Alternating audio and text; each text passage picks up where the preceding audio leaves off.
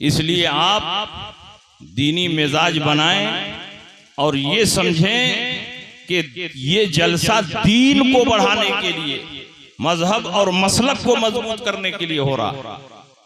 जलसे का यही मकसद है। हमारे बुजुर्गों ने इसी मकसद के लिए जलसा शुरू किया। उर्स के बारे में हम कुछ बताना चाहते हैं। आज बहुत सारे लोग उर्स पर एतराज करते हैं कि ये उर्स कहां से आ गया। क्या सहाबा का उर्स हुआ था? क्या नबी का उर्स हुआ था? मैं कहता हूं कि उर्स हुआ था कि नहीं हुआ था वो तो बाद में बात होगी। उर्स की हकीकत क्या है? नबी के जमाने में तो कुरान भी 30 पारों में जमा नहीं हुआ था। क्यों वो कुरान पढ़ते हो जो 30 पारे में जमा? बताओ, नबी के जमाने में वो कुरान था जो आज 30 पारों में जमा है? नबी के जमाने में सूरतों की तरतीब थी जिस तरतीब के साथ आज कुरान पढ़ रहे हो। नबी के जमाने में सूरतों पे नाम लिखा हुआ था, ये सूरह मक्की है, ये सूरह मदनी है? नहीं था। पत्थरों पे लिखा हुआ था, चमड़ों पे लिखा हुआ था, और दरख्तों के पत्तों पे लिखा हुआ था, कपड़ों पे लिखा हुआ था। कोई सूरह फला सहाबी के पास, कोई सूरह फला सहाबी के पास। जब जिब्रीले अमीन वही लेकर आते तो नबी अकरम सल्लल्लाहु अलैहि वसल्लम कुरान की आयतों को लिखवा देते।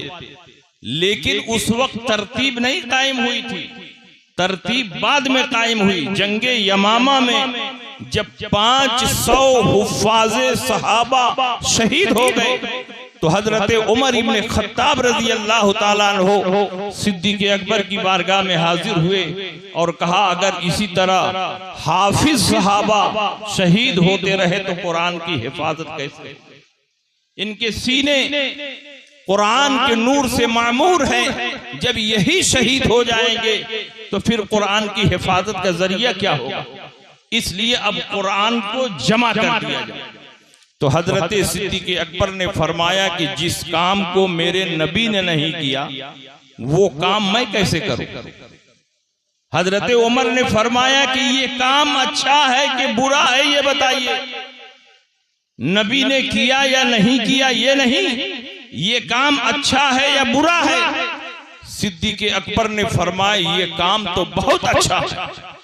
अगर 30 पारों को जमा कर दिया जाए तो उसकी हिफाजत हो जाएगी।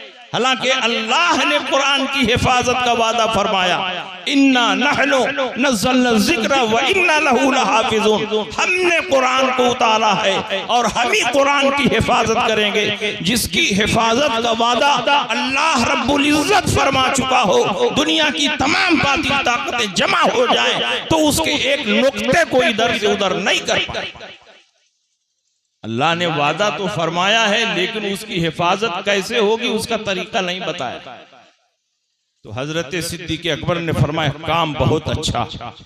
तो हजरत उमर ने कहा काम अच्छा है तो अच्छे काम की इजाजत कुरान भी देता है, हदीस भी देता है। इसलिए अब इसमें अलग से किसी आयत और हदीस की जरूरत नहीं।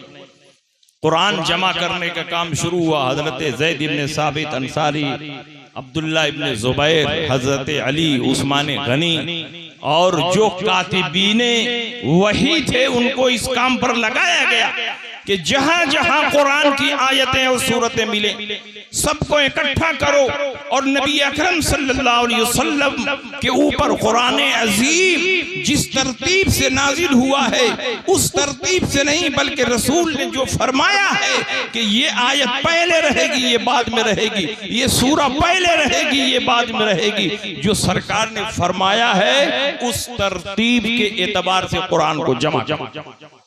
आप कुरान में सबसे पहले सूरह फातिहा पढ़ते हैं तो क्या सूरह फातिहा सबसे पहले नाजिल हुई थी? सूरह फातिहा सबसे पहले नाजिल नहीं हुई थी। सबसे पहले इक़रा बिस्मि रब्बिकल लज़ी खलक़ नाजिल हुई, लेकिन वो तो 30वें पारे में है।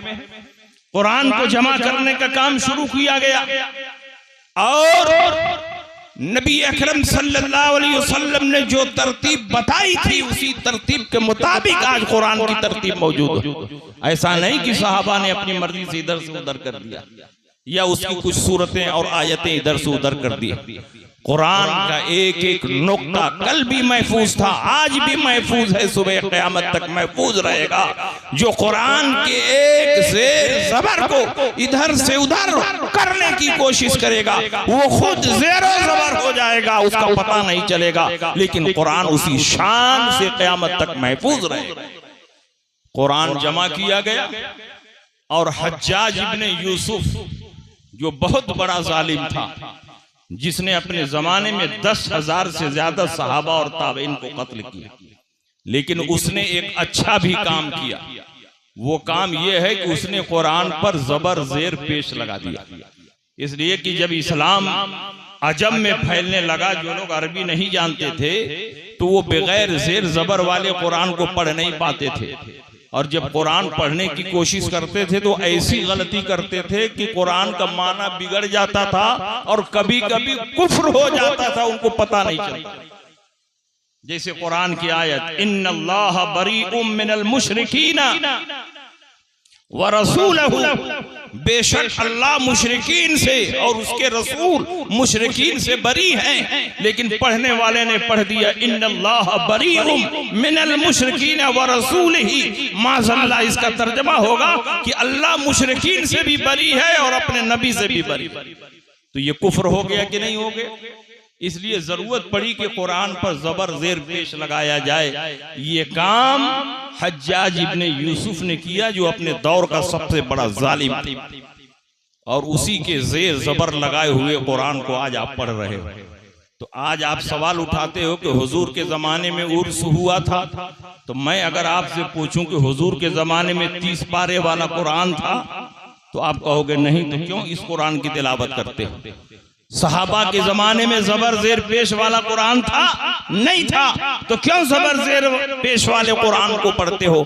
इसलिए मानना पड़ेगा जो काम अच्छा है वो क़यामत तक अच्छा रहेगा, और जो काम बुरा है वो